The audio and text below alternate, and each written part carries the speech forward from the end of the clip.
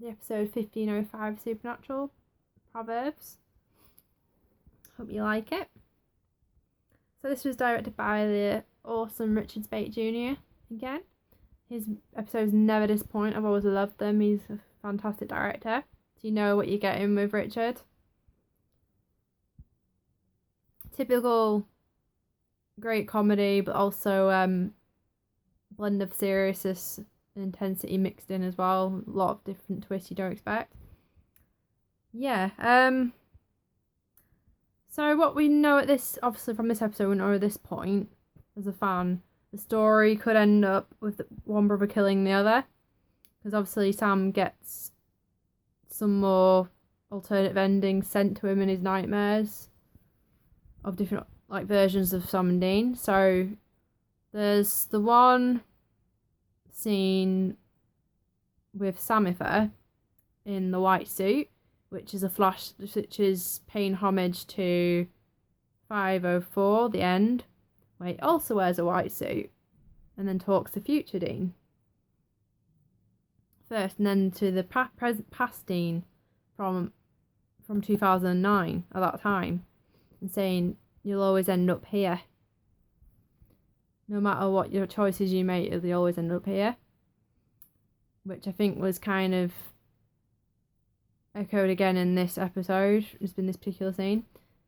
Because then future Dean, you see him in the shot holding a gun up and trying to kill his brother that's being possessed by Lucifer. And he's saying, I'm really sorry. He doesn't get very far. And basically, Samifer sets this future Dean alight and kills him. So then there's that one. Then you've got the scene with the Mark of Cain Dean throwing Sam down onto the floor from the top floor of the bunker. And then Sam's like, no, Dean, you have to do this. And it's revealed that he's got the mark. This is another version of Dean. Or past version of Dean, technically, as well. Because it brings back in the Mark of Cain Dean, which I hadn't seen from since season 10. That was cool, that was brought back in. And then we all fans like, oh crap, because they realised oh, it's Mark of Cain Dean, because then you see the shot of him with the mark. And then the demon blade, and then he stabs Sam. And you're like, oh my god. So that was really shocking, but cool at the same time. So it set it up really well. Then you obviously get Sam waking up in the car with Dean, and then Dean asking, is he alright? And it's like, yeah, just having really weird dreams. Obviously, at this point, he thinks it's some messed up PTSD. He doesn't think what he's seeing is different versions of Chuck's endings for the brothers. And then they just have a typical old school season 1 case with werewolves. It's all normal. They help this girl that's been attacked by one of the werewolf brothers. He leaves a scratch on her face. Then obviously they go and talk to her in the hospital, check she's okay, get the alibi. They knock on Werewolf's brother's door, then they ask them where their whereabouts were at a certain time. They said nope, we weren't. Then the younger brother kind of ruins it, busts the cover, saying obviously they were out. And then the older brother's like, yep, you're still with me, and we want to kill this girl. Obviously he sides with his older brother, even though he's not so hot on the idea. I also want to point out, I love how Dean's not bloody aged since season 1, because it's great they showed the picture of him on his fake FBI ID badge, and it's his picture from season 1. He still looks the exact same. It's funny when he's like to Sam, I've not aged, I look the same, and Sam's giving him a what the hell look. But Sam's changed a lot. So Yeah, that was funny. Some comedy relief and then wearing the little hats as well. That was quite cool. And yeah, and obviously the big reveal of the girl Ashley actually being Lilith, that was brilliant. I was not expecting that. I thought, oh, she's just like, an ordinary girl. But then obviously she lands on these antlers. And then somebody like, my fans like, oh my god. That's horrific, she's dead. And obviously we were waiting for it. She's like, yeah, okay, she's dead. Then she comes to life and we're like, how the hell she come to life when she's dead? And we're like, Then she's like, oh, this is not how it's meant to have panned out. And then her eyes go white and you're like, oh, holy shit, it's Lilith. And Sam's like, who are you? I was like, Sam. And I'm like, Sam, it's Lilith. I don't know, it's Lilith. I know. I love how Dean twigged pretty quickly, like, oh, it's Lilith. When he saw the white eyes, it's like, yeah, it's Lilith. She's backing down, boys. God woke her up. Because obviously at this point we all thought, like, right, who's woken her up? Like, why would God wake her up? Then obviously it's all explained. Like, she's part of God's plan for Sam and Dean to have the ending of one of them killing the other.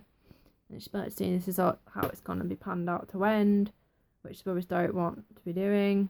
And I say, screw that kind of crap and destiny and God's writing. We make our own destiny and free will. So that was cool. Obviously, the boys at that point still have the equalizer.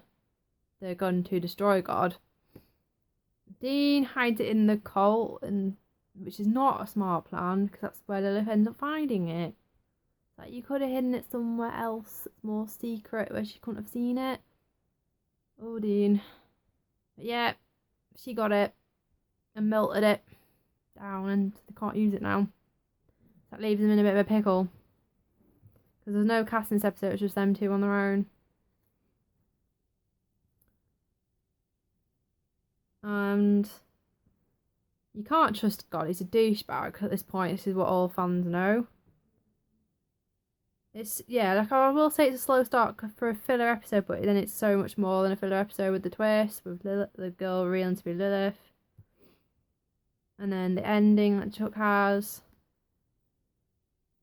But the little nag I had, why didn't Cass text Sam back to let him know Sam knows alright?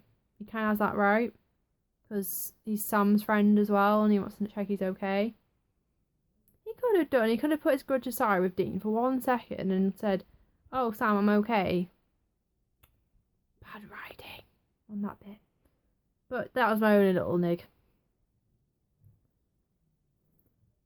Because Sam was left in the dark about what Dean said to Cass in this whole situation. And they didn't know they had an argument. Why they fell out and why Cass isn't there anymore. So I'm glad this is addressed in the later episode 9. And they forgive each other eventually. Because I had enough of the Dusty Lanks. There was fab parallels in the foreshadowing of the werewolf brothers. Of one brother killing the other. Which is what's been happening in Sam's nightmares he's been seeing of God's different endings, with the brothers, different versions of the brothers killing one and the other.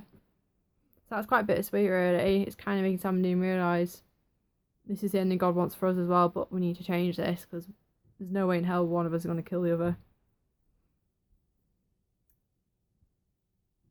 Also, no distractions from the main plot this time, which is fantastic. I will say, give Cass's angel mojo back his full mojo. He's been made look very pathetic recently. He's like, he's an angel. He's meant to be really powerful, not like a weakling being beaten by demons. 1501. So hopefully by the end of the series, the writers actually listen to fans and do this. We've not seen him at his full power since, season 4 or 5? So it's been a while. What else? Oh, yeah, it'd be cool to bring Azazel back, actually, into the plot as well. That'd be really cool. Well, they're bringing loads of old characters back, so why not bring Azazel back? That was partly to do with the beginning of the whole hunt of the boys trying to kill him because of avenging the mother's death. So befitting. And you kind of introduced into the supernatural world in a weird way. I know the dad brought them up hunting, but if it wasn't for the mother's death, they wouldn't even go into it in the first place, so he's partly responsible. Also, Dean looks so defeated at the end of this episode. I really feel for him. Because it's horrible seeing him like that, because he's never defeated that easily. He's always got the keep fighting mentality. But he's lost all his faith now, because he even asked Sam how he's supposed to fight God. Good question, how are you supposed to fight God? When he's an omnipotent being, and they're very, very good humans, superhumans, but they're still human. I love Sam's still got some hope though and faith at this point. It's not been shattered, so that's what helps Dean get through, and then realising we've still got a job to do. We still need to save lives and help people, as many people as we can. It's really a difficult time of possibly the Chuck ending different alternative realities with Sam and Dean's in them. There were only a few little negatives I had. The rest was amazing. But like I mentioned before, slow built to the real of Ashley's love. That could have been done a lot quicker. It was a bit of a drag out. And yeah, this obviously I mentioned the Dean Cast drama before. Like they should have hammered that down like a lot earlier than they did. They dragged that out till episode 9. I'm like, guys, you could have wrapped that up in like episode 6. You really didn't need to go on as long as it did, but I liked how they made it up into episode 9. It was nice. But yeah, that was my review of Proverbs 1505. I hope you liked this review. If you did, don't forget to like, comment, subscribe to my YouTube channel, Yasmin Knowles. I also have my Patreon account as well, which I'll upload this onto later, and my Facebook. Alright guys, have a good day. Bye.